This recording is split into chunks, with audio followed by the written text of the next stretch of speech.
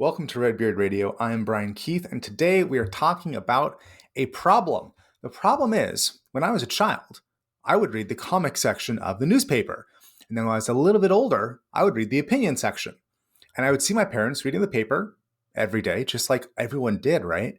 And when I think about that and I compare it to now and what's in the paper, there's a big difference. I have the memory of what it was like when I was younger, but when I look now, I think there's doom and gloom everywhere. There's all this negativity. And when I see the topics I actually know something about, it doesn't seem like it's very accurate. Well, I'm not the only person, obviously, who has noticed this problem, but some people are actually doing something about it.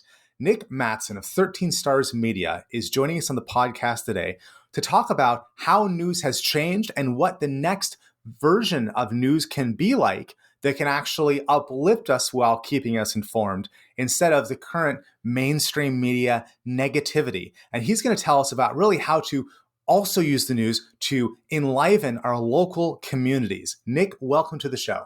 Thank you, Brian. It's good to be here. Now, when we were talking earlier, one of the things that was most interesting was this idea that you are using news to support local communities, which is so interesting because to me, when I open the Olympian, my local newspaper, it seems like A, everything's negative, so that's not very enlivening. But then B, it's all the Associated Press. So it's all just this negative news coming from the global stage being put into what I might pick up at my local store. So let's start at the end. And can you tell me a bit about what you're doing to go and use newspapers to go support local communities? Absolutely. That's a great place to start. It takes us back to our beginning. I got involved in our local newspaper here on the Central Coast of California back in 2012. What I was involved with previously was nonprofit work, sales management, and just coming back to my hometown where I grew up and wanting to preserve what it was. And I think you alluded to that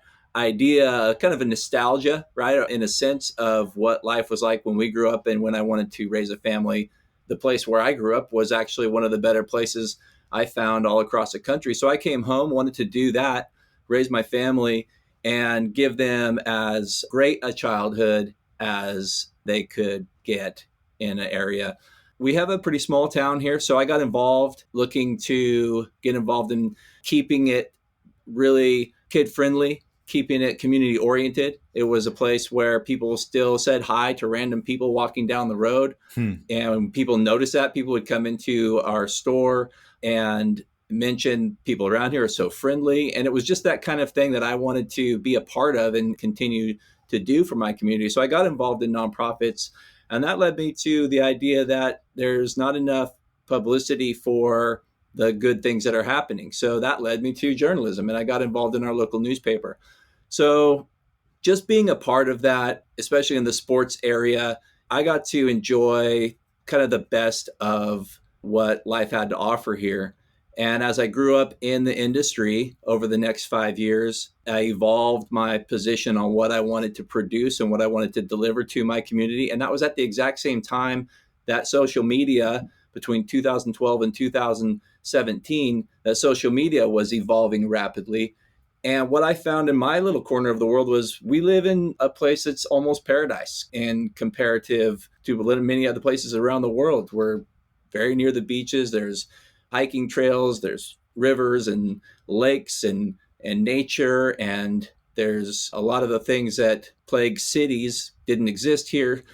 And still you had people complaining on social media. And I was like, we need to do something about this. So we created an idea that we would mail a magazine out to everybody in our community and just show them, hey, you live in one of the best places on earth. If you're not happy, then let's start getting into why you're not appreciating your local community by kind of forcing our way into their mailboxes through a direct mail and showing them pictures of people doing things and images and stories and just doing good news. And so that really evolved. It took off. We've been doing a great job of that since 2017.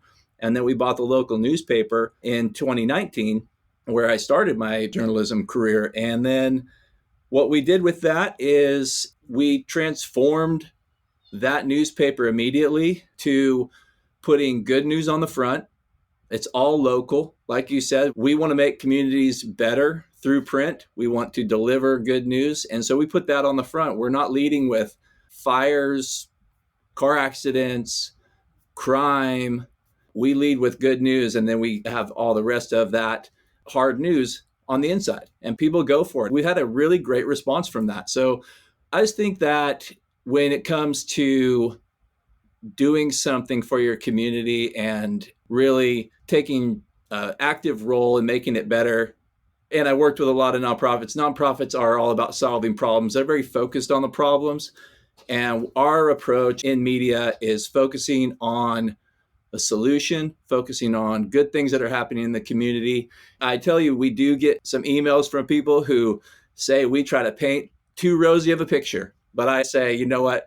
If you don't like what we're putting out there, there's plenty of other options. But we really have had a really great response in a really great community. Communities have plenty of good news to go around, so we're spreading it. When I think about the most accurate news sources in my area, well, I think immediately of Facebook primarily and Nextdoor as the runner-up. But with Facebook, I think about there's a Facebook group for the small neighborhood we're in, which doesn't really have news exactly. But then there's two ones in my general area that are both about doom.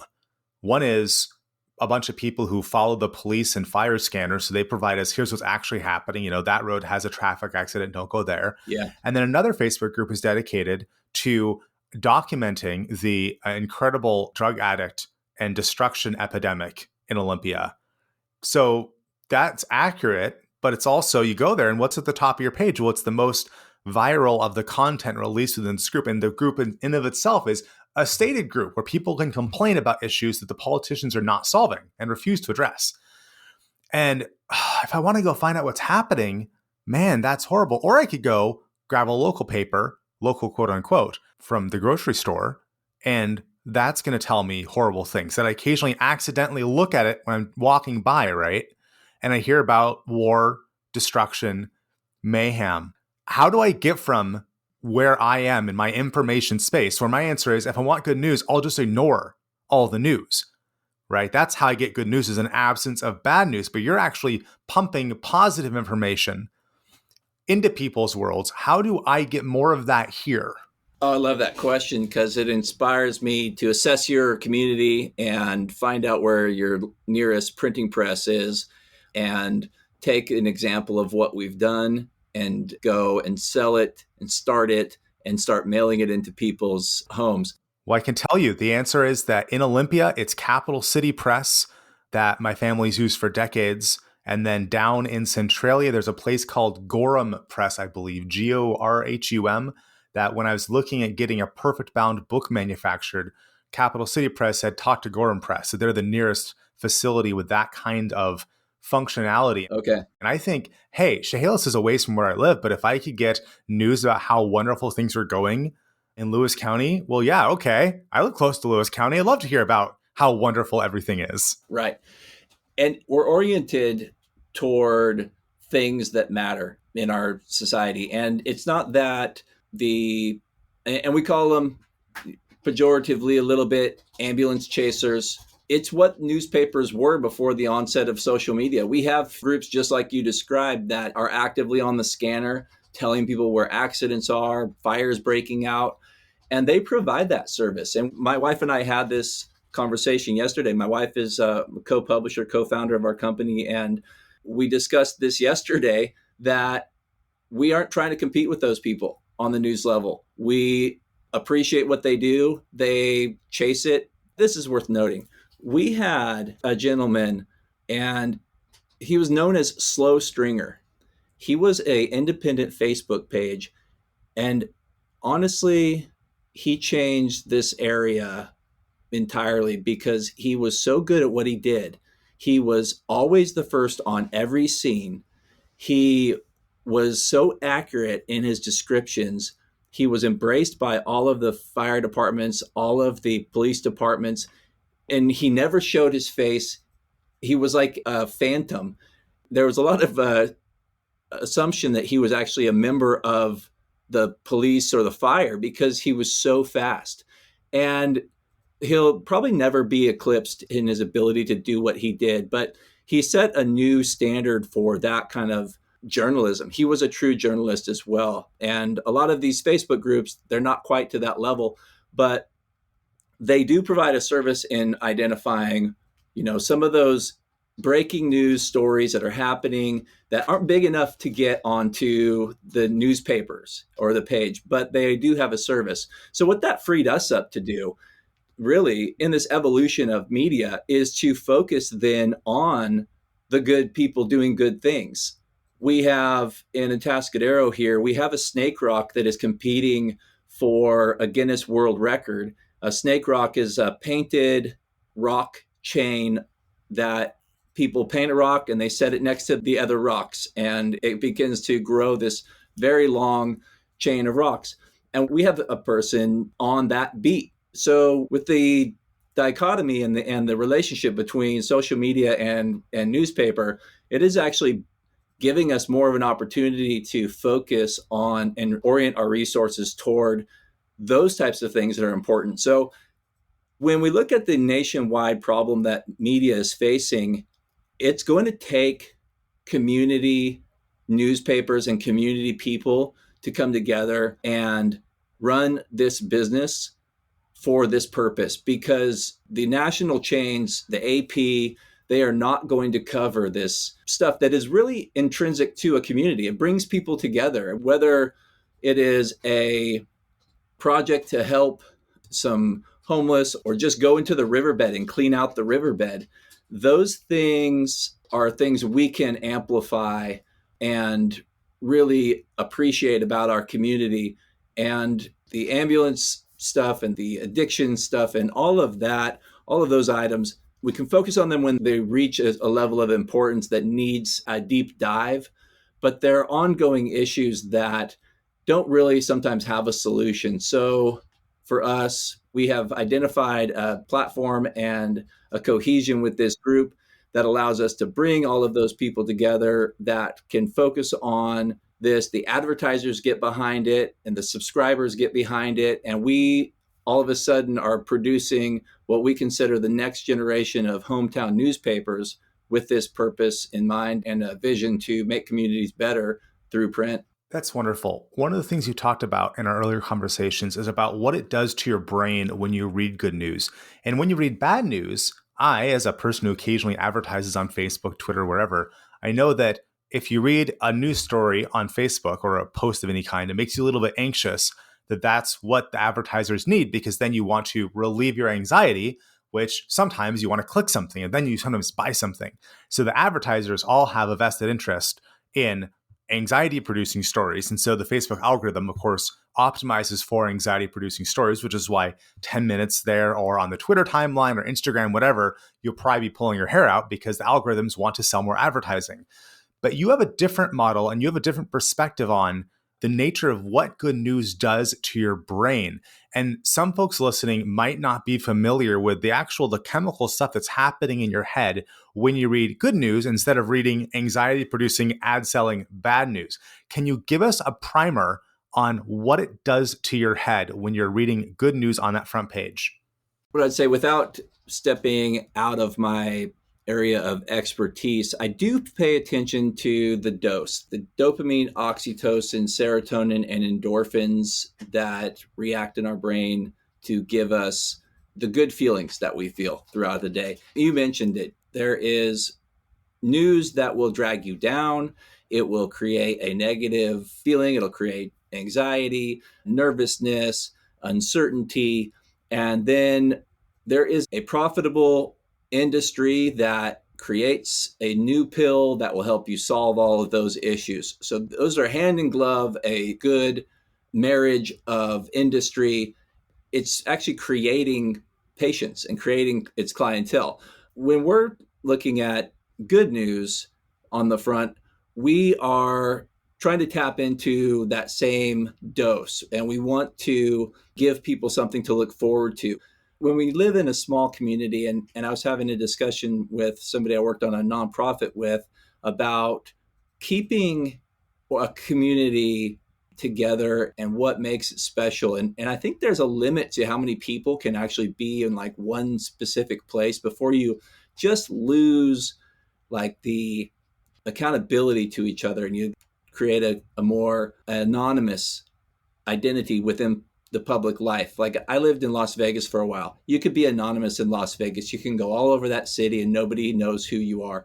In a small town, you get to know each other. So when we put good news on the front about somebody in our community that needs to be celebrated, we're actually tapping into that chemical that is delivered on anticipation. And so people anticipate seeing that person. And we actually have received so much feedback about an article we've done on somebody locally who we consider a superstar in our community. And we'll get a good friend of theirs going, I never knew that about them. I've known this person for 20 years and I never knew that about them. So we're trying to do what will inspire people to do better. And we get that feedback. So we know it's working. We know it's working in our community because people say that, I read your column and it just inspired me to go out and start that business or start that project that we wanted to do. And those are the type of things that bring a community forward and make a community better. We're pioneering that in our community. We're going to pioneer that in other communities as we expand this platform. But the other part is that there's a difference between your psychology when you read print on a surface like a newspaper or a book, and when you read it on a device where you're scrolling. And there was a study done in 2018 about this, and it looked at what people remember and forget in either scenario. And when people read on a newspaper or in a book, they remember the nuance of the story. They remember more deeply the context, and they remember it longer. And reading on a device isn't without its benefits. They found that when you're reading on a device, you're more likely to remember hard facts when you're reading on a device and when you're scrolling through. And I think that comes from having to look for keywords that you're looking for and search with kind of a different eye. So the two have a different way about them. But when you start your day with some positivity on a piece of paper that you're reading from, and you carry that nuance throughout your day, you can extrapolate the results on that, just knowing that you're reading something good and it is something you're going to actually kind of imbibe and carry with you throughout the day in a strong fashion. That's just going to have good results. That sounds like a good prescription for life to work out how we can have, whenever we first turn on the information flow of the day, have good news of some kind. Nic, where can folks go if they're in the Central California area, actually find out which newspapers you have available now? And if they're not, where can they go join up and hear more about your story and support your effort in bringing good news to the whole country? Great question. Thank you for asking. That is 13starsmedia.com, which will get you connected to currently 7 of our publications that are in print. We had 2 publications over the last year we had to hibernate due to the COVID lockdowns. One is a travel magazine and another is a widely distributed agriculture magazine that's a quarterly. But it'll have our Paso Robles Press and our Atascadero News, Monterey Bay Life, and Avila Beach Life, Paso Robles Magazine, and Atascadero News Magazine. The links will all be on there. What we're trying to do now is to go and get in touch with newspapers and magazines around the country in smaller markets where the owners are looking to retire or looking to sell, and apply our platform to that so that we can keep these markets alive in their history. A lot of these are coming up on 100 years old, these newspapers, and we don't want to lose that in that market. We don't even live there. We've never been there, but we know what these newspapers do for a community because we live it right here on the Central Coast. So we're out to help.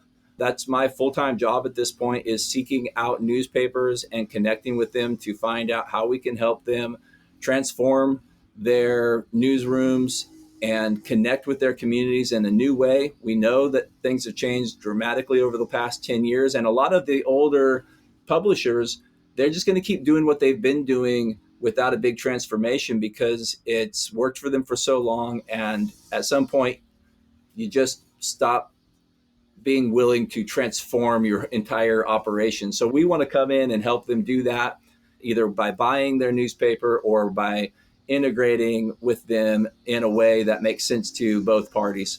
Anybody can go to 13starsmedia.com and contact us there and kind of read our story right there about what we're trying to do. Wonderful, Nic. Thank you for being on Redbeard Radio. Thank you, Brian. It was a pleasure.